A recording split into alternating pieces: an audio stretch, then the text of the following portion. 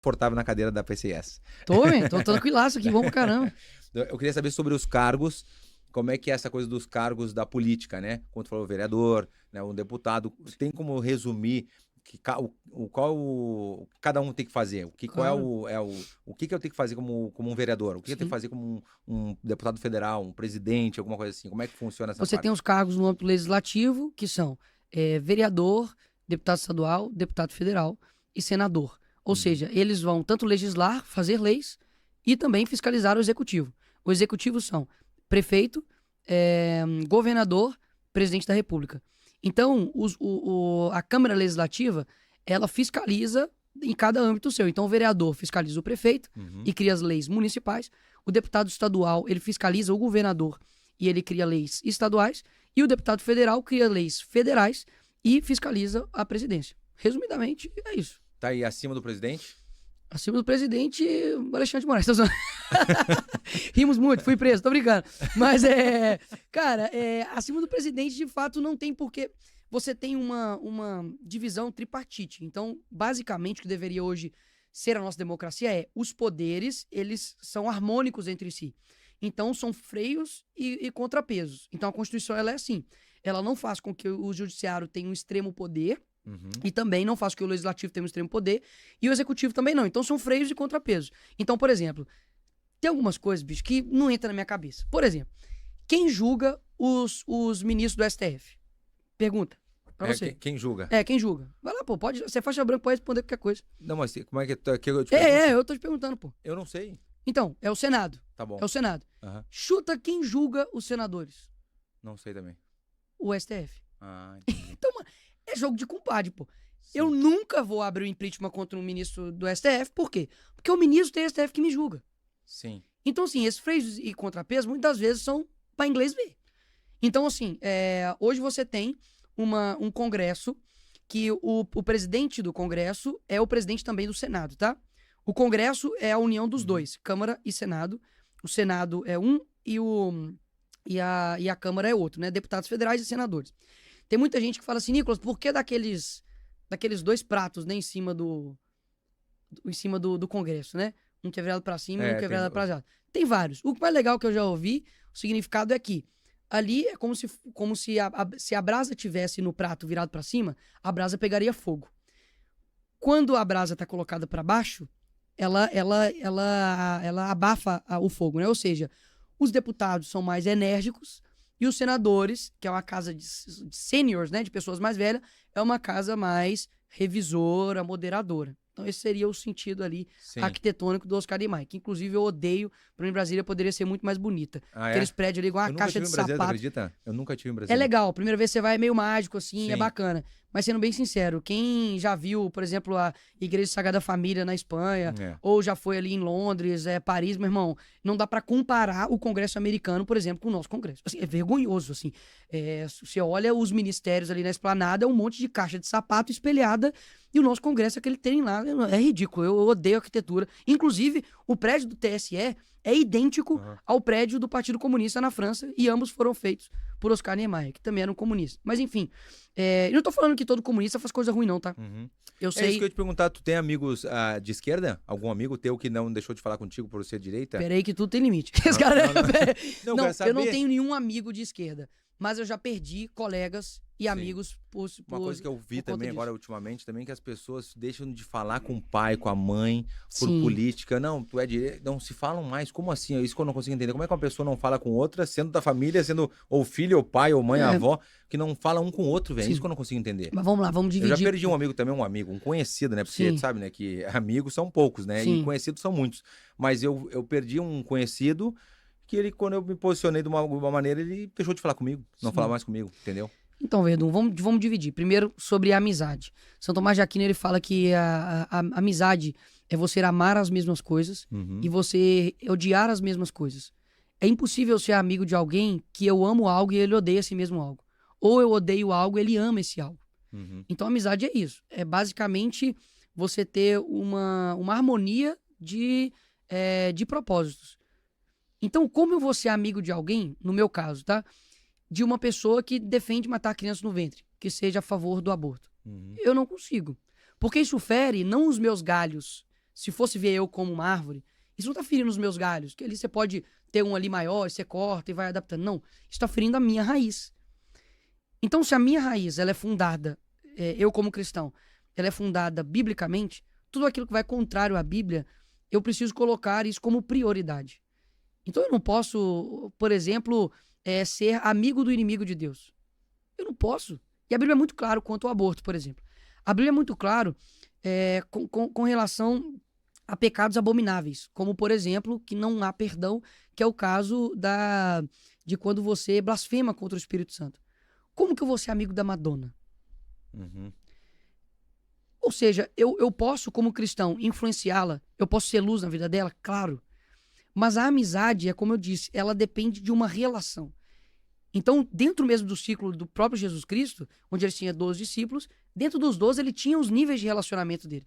Ele fala, João, é a quem eu amo, é o discípulo a quem eu amo. E você tinha os outros demais discípulos em outros níveis de relacionamento.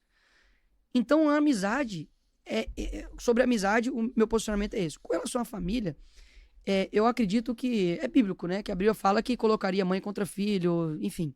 Então, eu acredito que o nosso inimigo, e eu como cristão acredito que há, sim, um diabo, há um inimigo da nossa alma, que ele se aproveita disso. É muito ruim você ter uma família destruída por conta de política. Muito ruim. Para mim, a família é o maior laço que nós temos hoje de menor quantidade de pessoas. E eu vejo que o ideal, e ontem eu aprendi isso com o Jordan Peterson, cara, e assim, é sensacional, de que muitas vezes quando você vai dialogar, não é simplesmente uma questão de você vencer o debate, ou você, tipo assim, mostrar que você tem a razão. Porque isso, querendo ou não, é um pouco narcisista da tua parte, sabe? Você tá tão preocupado com o seu eu, que você esquece que há uma outra pessoa. Você tem, por exemplo, hoje, avós e avós que foram criados em um contexto que talvez o neto dele não foi. E aí há choques de gerações.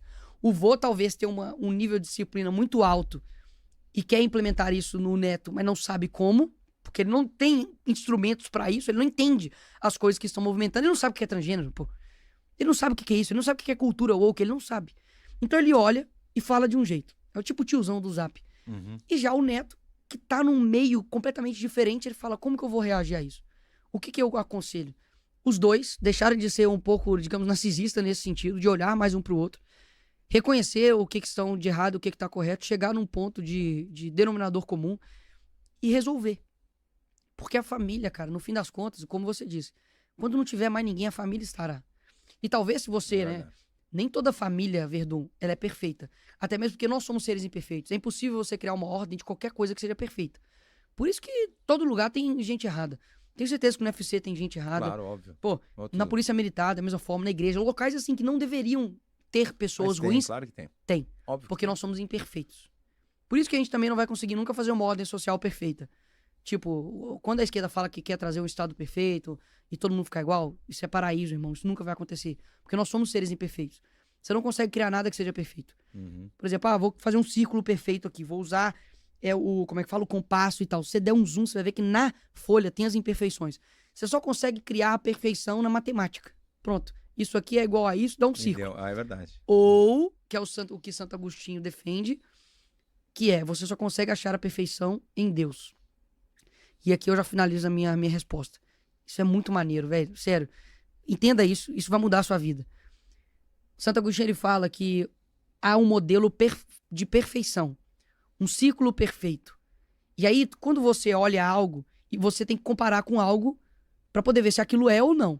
Então, como eu sei que aquilo é ou não um ciclo? Você vai comparar com um ciclo perfeito. Então, talvez se o ciclo tá parecendo um quadrado, opa, não é ciclo, porque não tá parecido com isso aqui.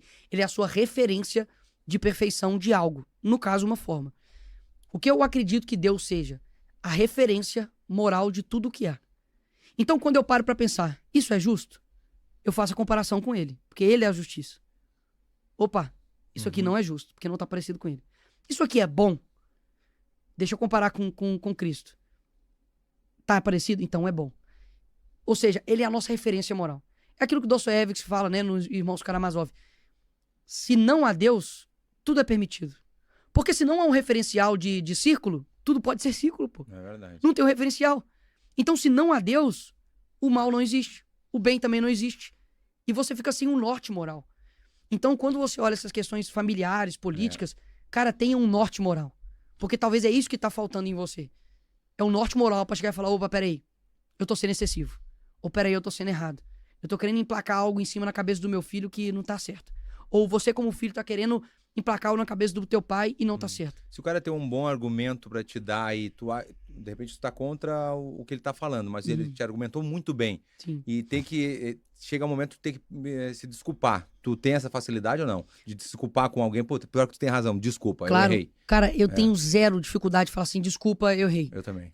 Perdão, tá? Mas tem muita gente que não consegue. Me perdoa, não consegue. Por quê? Porque vem um narcisismo aí dentro. Que é tipo assim, não, eu não posso dizer que eu estou errado. Não, e assim, aquela coisa, no meio político, você vê que as pessoas preferem ir validando o erro do que chegar e falar, pessoal, eu errei. Foi mal, tava doidão, tipo assim, né? Foi mal, errei, fui moleque, tá ligado? Eu tentei não ser moleque, né? E errou, mas os caras não fazem isso. Difícil, Teve um dia que eu fui postar um vídeo no meio da pandemia e eu falei que era o filho do Calil, que era o prefeito lá. Porque eu pesquisei na internet, coloquei filho Calil, apareceu a foto do cara. Só que no fim das contas não era o filho do Calil, cara, era um outro cara que tinha o nome Calil. Meu irmão, postei o vídeo em 5 minutos. Todo mundo mandando, pum, deletei. O que eu fiz? Pedi perdão pro cara. Falei, cara, me perdoa. Olha lá no Google, porque você tá como filho do Calil. Então, o Google me ferrou. O Google me ferrou, mas ainda assim, pedi desculpa e tal, e boa. Agora, muita gente não consegue fazer isso, cara. E em níveis de argumento, eu acredito que existem debates que são extremamente complexos e as pessoas simplificam. Por exemplo, Igreja Católica e Protestantismo. Meu irmão, você acha que você é mais inteligente que Santo Agostinho? Tipo assim. Então não trata a coisa como se fosse uma coisa simples. Vamos discutir, vamos debater, ok. Dentro da igreja protestante também tem calvinistas contra arminianos. Cara, será que esses caras passaram a vida inteira discutindo algo, produzindo teorias, livros? Será que eles realmente vão simplificar? Falar, não, você tá errado. Não, você tá errado por causa disso aqui. Não. Eu acredito que há uma verdade que a gente tem que buscar ela. E talvez você esteja defendendo algo que seja verdade. Sim. Mas, por um outro lado, eu não posso simplificar a discussão. Porque são questões complexas. Ah, do Papa, de Maria. Ah, mas o protestante também faz o mesmo com fulano. Ah, porque a hóstia, os católicos acreditam que é de fato o corpo e o sangue de Cristo. O protestante acredita que é uma representação. Cara, tá. Qual que é o foco do teu debate? É você ganhar o debate? Ou é você trazer edificação? Entendeu? Eu trato o debate assim.